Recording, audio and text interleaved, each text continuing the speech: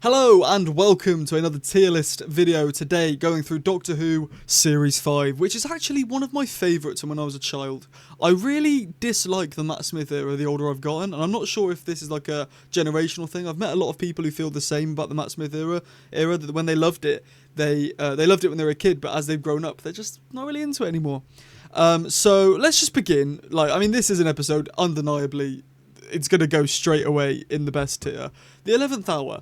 Matt Smith's opener is such an incredible episode. Bear in mind, right, when David Tennant announced that he was going to be leaving Doctor Who, it was like the BBC were panicking, and Russell T Davies was leaving as well. They were like, oh my god, it's the end of the show. We're going to have to cancel Doctor Who again. No one is ever going to be able to top what we've had. And then this came out. As much as it was very different to Russell T Davies' campy sci-fi Doctor Who, it was still epic, and it takes a whole new spin on the Doctor as a character. You know, you've heard it a million times, but it's like the fairy tale, mystery raggedy man in the blue box type thing, and I think it was really cool, and I think that's why I loved it as a child. But as I've got older, I do feel like this era is a little bit too childish for my liking personally, but this episode itself is very, very good.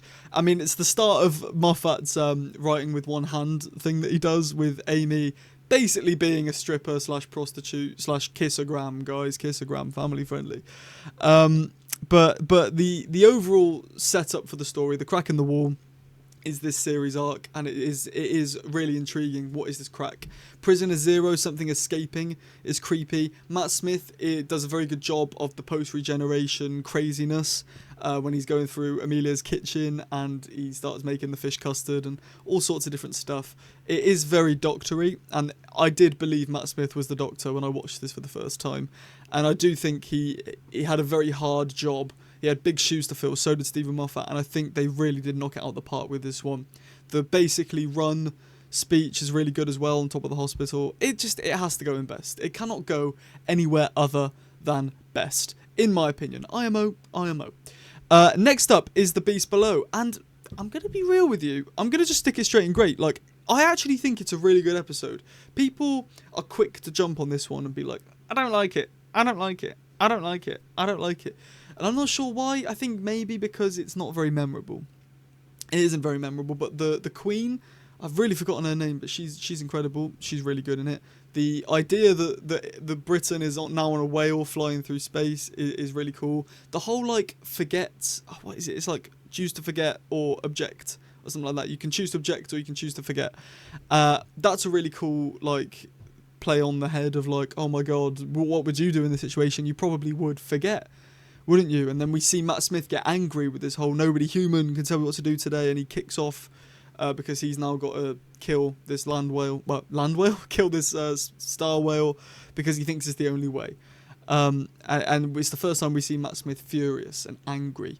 But personally, I mean, the villains are really creepy. I say villains, they're sort of the mascot of this episode. The Smilers, I think they're called. The guys in booths that are smiling, and then their head turns around and they're all angry and scary. They terrified me as a kid, and I remember, some of you may have remembered as well, if you ever went to the Doctor Who experience in Cardiff, they had Smilers, and my god, I was terrified.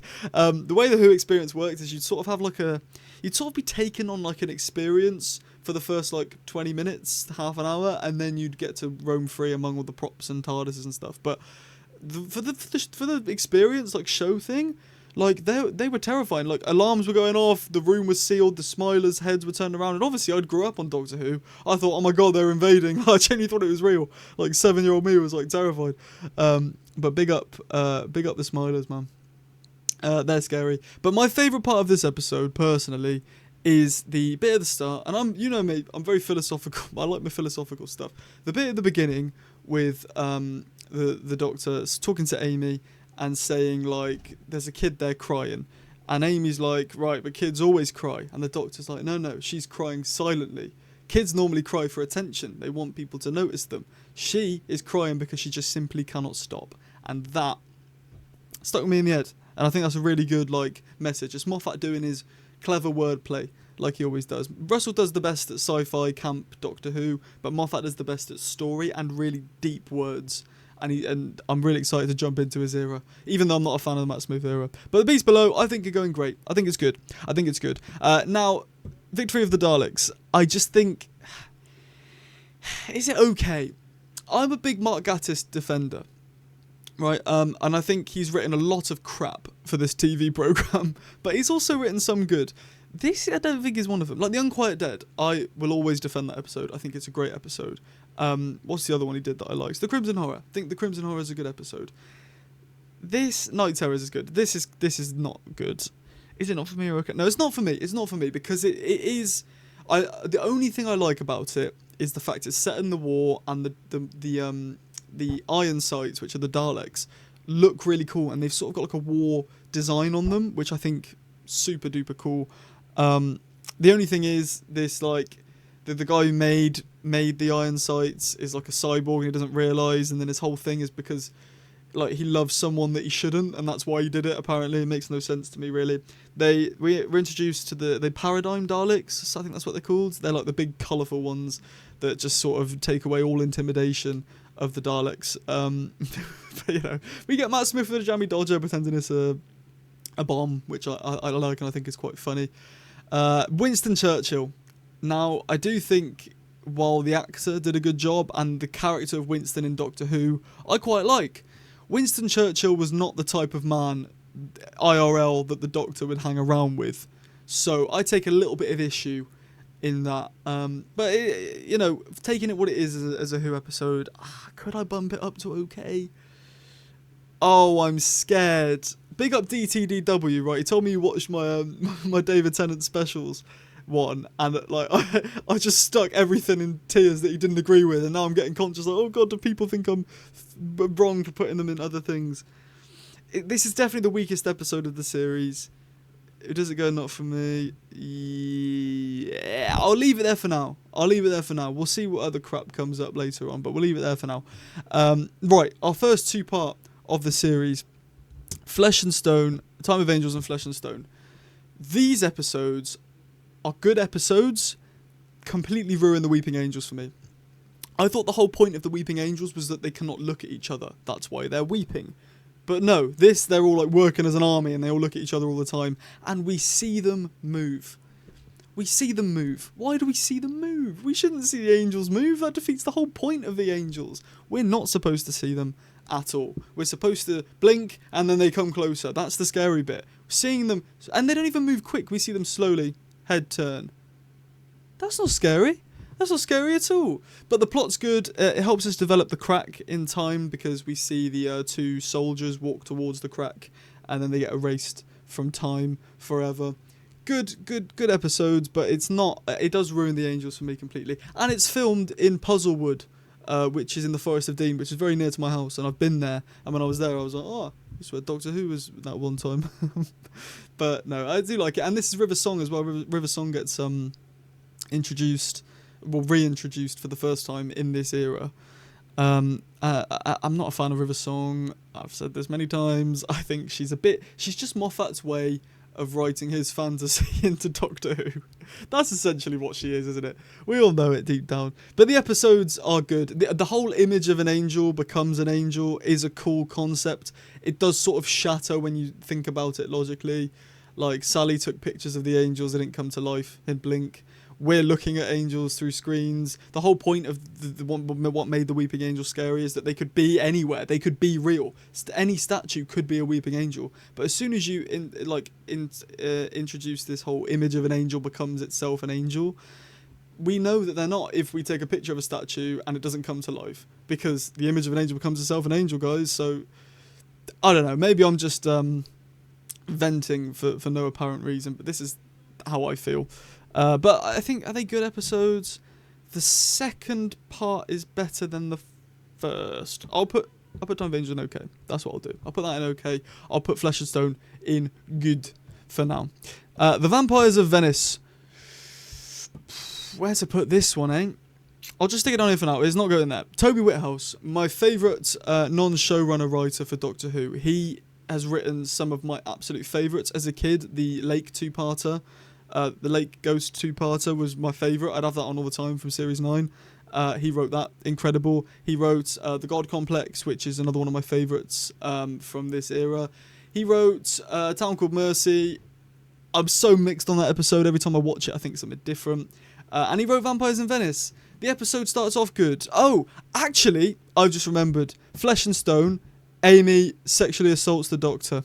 Sticking that in, that's going down here now because of that. Forgot about that. And then, but as a result of the sexual assaulting, they go and get Rory. So there's a bonus. There's a positive. Yeah, Vampires in Venice. I mean, the vampires are cool until you find out they're just fish. You know what I mean? I think they'd be a lot cooler if they were just vampires.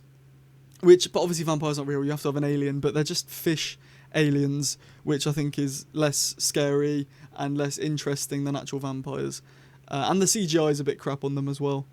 But there's a cool bit in this episode I like where there's a girl called Isabella, and she gets taken by these vampires that are actually just fish people, and the Doctor confronts the fish queen, the vampire leader, and is like, I've got one, like, where's Isabella? And the queen person's like, oh, who's Isabella?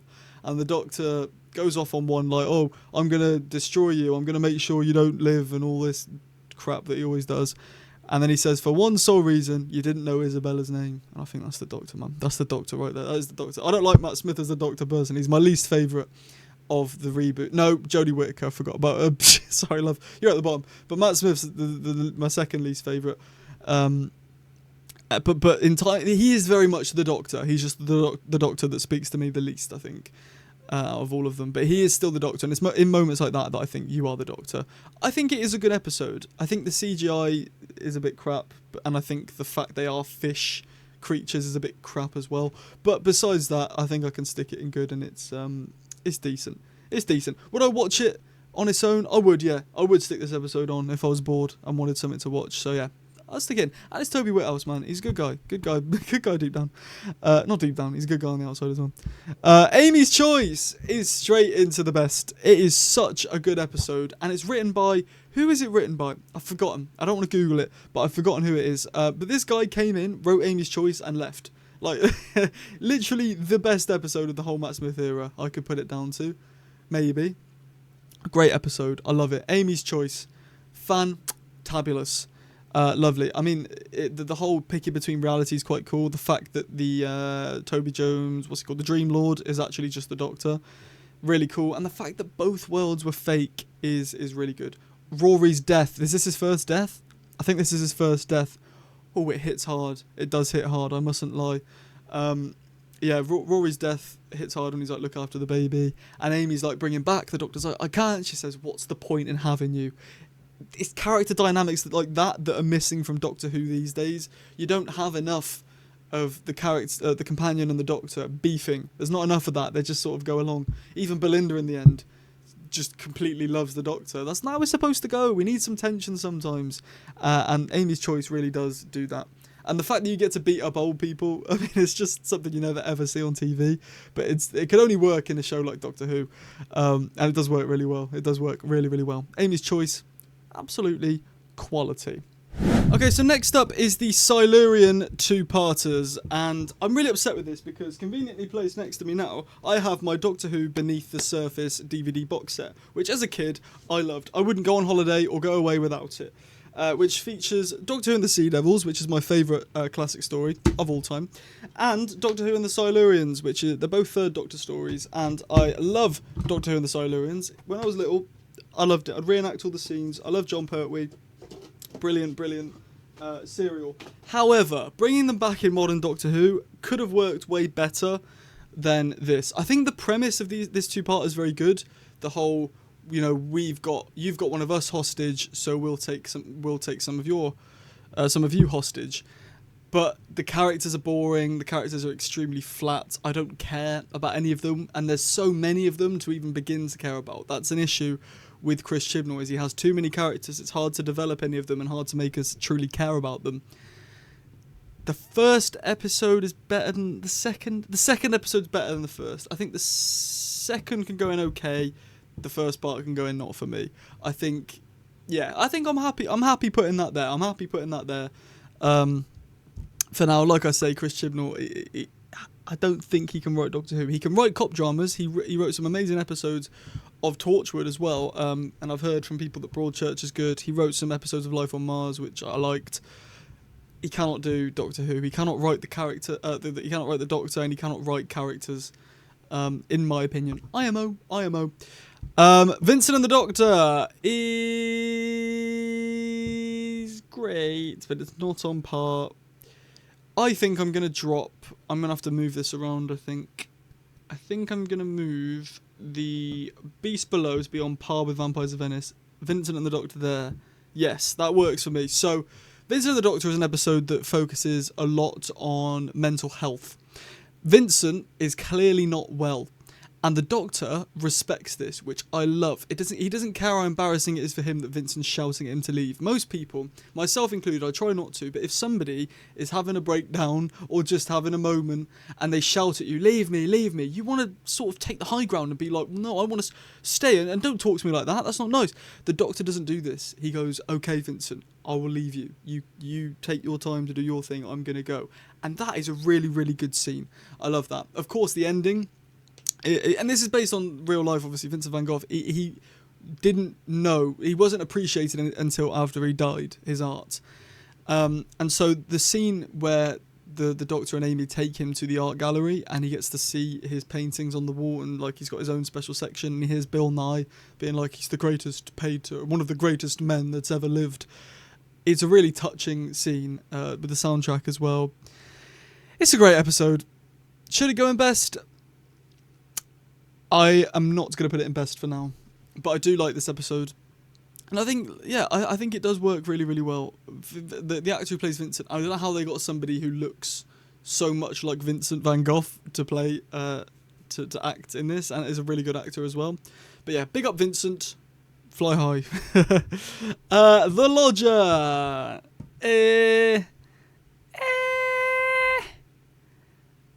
The actual plot is crap, but the characters are great.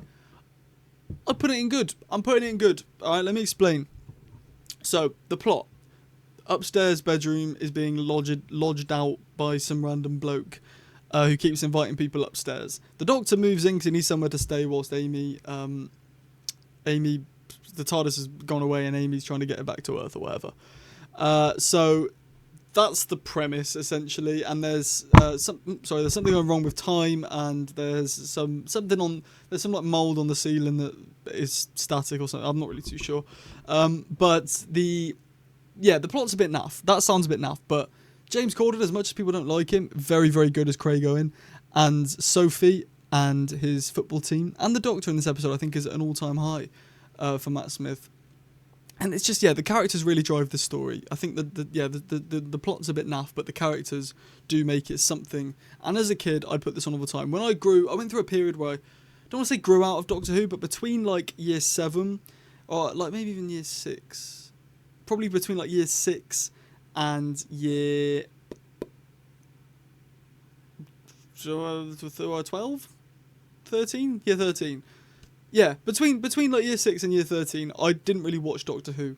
I sort of like, I don't want to say grew out of it, but it's not the stereotypical cool thing when you're at school, so I sort of just binned it off. I regret doing that now, because I'd have loved to have been there when Whittaker's series were airing. I think I'd have more of a soft spot for it if I'd have watched it aired. But for birthdays, when it used to be my birthday, I used to always put Doctor Who on, because I'd be like, this is nice little, I'm a year older, let's reminisce when I was a kid. And The Lodger and the other one with James Corden in it, Closing Time, those would always be the ones I put on. And I think it's a good episode. I do. I think it's just good. It is run-of-the-mill good. Then we're on to the finale. The Pandorica opens. Brilliant. I love the way that we find out that because it's got an all timey-wimey. It's very Moffat. I'm going to put them both in best. It's all timey-wimey, very Moffat, where like there's Romans now in modern day. What Wagwan there? Or not modern day, but in a time period where there shouldn't be Romans. We then find out that there are, of course, Autons, and Rory's back somehow because he's an Auton. He's Plastic Rory. He was brought back by the book in Amy's house. These creatures remade themselves. It's cool. The whole Pandorica thing's cool as well. And every villain in the universe coming together to save the universe from the Doctor by putting the Doctor, hiding him away in the Pandorica, I think is a very, very cool idea. I do like it. The Big Bang was an episode I would have on all the time as a kid. I wouldn't even watch the first part. I'd just stick the Big Bang on because it's so timey-wimey. And as a kid, I'd find it so fascinating that the Doctor would teleport to Rory and be like, yeah, put a screwdriver in the pocket. And then it would be in the pocket. And it's like you see that at a later time and you think that's when he did that. And I found that really cool. Even if it does do a reality war at the end and just sort of resets time to, oh, look, here's Amy's mum and dad. Here's their wedding. Oh, Rory's alive again. Who's the diary from? Da-da-da-da-da. Ra-da-da-da-da. Ra-da-da-da-da. But I like it. And I do think it's very similar to reality war in terms of the ending. The plot's very different, but the ending, I think, is very, very reality war, maybe. I don't know. But yeah. I do like this story a lot. The characters, again, are very strong. The villains are very, very strong. I think it's a good way of Moffat reintroducing all these like new gen classics, if that makes sense. All the Rusty Davies monsters. A good way of him bringing them back is for them to all fight against the Doctor, putting him inside this box. I like it. I think it's cool. And I did watch it a lot as a kid. But Series 5, probably my most nostalgic. Series 1 and Series 5, I think. No, and 2. I don't know, Series 5 always reminds me of like a Saturday morning. When I was a kid, I would always put Series 5 on a Saturday morning. I don't know why. It would always be the 11th hour, the finale, the Angels two-parter, and that was it. But those would be the ones I'd put on like a Saturday morning. I don't know why. I just did. I loved it. But yeah, there you go. That's my tier list for this series. I'll quickly run through it. In Not For Me, we've got Victory of the Daleks, Flesh and Stone, and The Hungry Earth. In OK, we've got The Time of Angels and Cold Blood. In Good, we've got The Beast Below, The Vampires of Venice, and The Lodger. In Great, we've got Vincent and the Doctor. And in Best, we've got The 11th Hour, Amy's Choice, The Pandorica Opens, and The Big Bang. Let me know your rankings in the comments, please. I'd love to know where you rank all these episodes. Stay tuned. Uploads are back on this channel. I'm currently editing. I'm in the deep dive of editing a Series 1 retrospective video where we go back and I analyse all the characters, the arcs, the plots, the highs, the lows, the underrated, the premise, all that sort of stuff from Series 1. It's looking like it's going to be a banger, but it's taken me ages to edit. That was meant to come out today, but I haven't got time, so I'm posting this instead. Thank you very much for watching. Drop a like, subscribe. I'll see you very soon. Goodbye.